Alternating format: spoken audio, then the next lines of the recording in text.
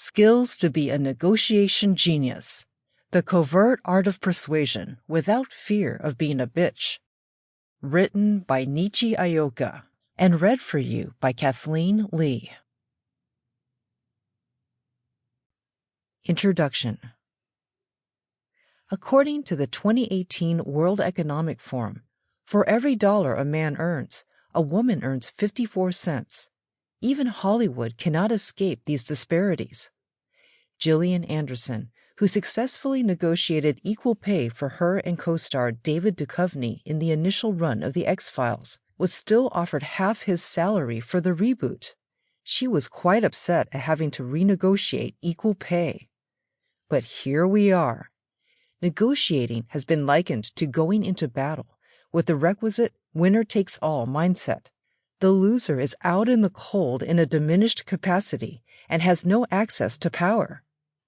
But is this really what negotiation should be? Does everything have to be so all or nothing? A study by Casto et al. In 2020 illustrated the spike in testosterone levels in the face of perceived competition. Although women do have some testosterone, men have significantly higher testosterone levels, which affect their competitive spirit. This means that initiating a negotiation could risk creating an antagonistic situation between you and your employer, especially if they are male. Meghan Markle, the Duchess of Sussex, hosts a weekly podcast where archetypes attributed to women are examined in some detail. In one podcast, she speaks with the filmmaker Issa Rae about the fear of speaking up characteristic of women because of the danger of being labeled difficult.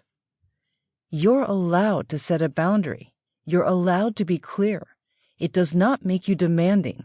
It does not make you difficult. Meghan Markle. When negotiation is pegged as a competition pitting the negotiators against each other, the protagonist will use every tool at his disposal to neutralize the competition. One tool in the arsenal of patriarchy is labeling women as difficult. When a woman speaks up for herself, it is considered a breach of social etiquette. Asking for what you need can be taken as aggressive, difficult, demanding, bitchy.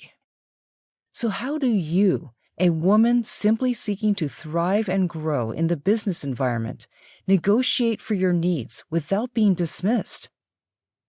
Former German Chancellor Angela Merkel was once arguably the most powerful woman on earth. In a 2014 New Yorker profile of her, George Packer attributed her success to her reticence and lack of flash. Having these qualities very likely made the men around her perceive her as less of a threat to their masculinity. Angela Merkel did not have many other women in her position, and so she was, by default, thrust to the sidelines.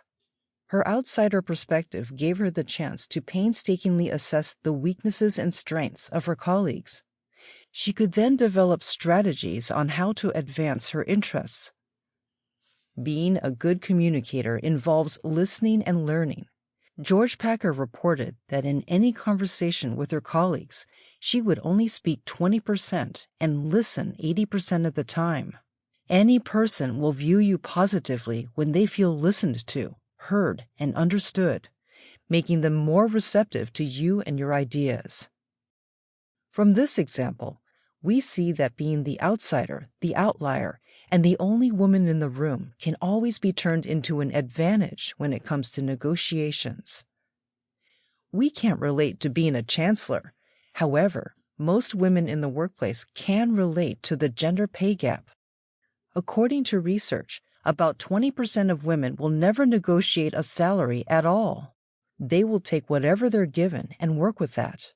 They stand to lose an average of $7,000 in the first year after graduation, according to the Harvard Business Review. In the course of a 45-year career, they will lose between $650,000 and $1 million. Women often choose not to participate in a negotiation because of the resultant perception of them. When asked to select metaphors for the negotiation process, men picked winning a ball game, while women described it as Sample complete. Ready to continue?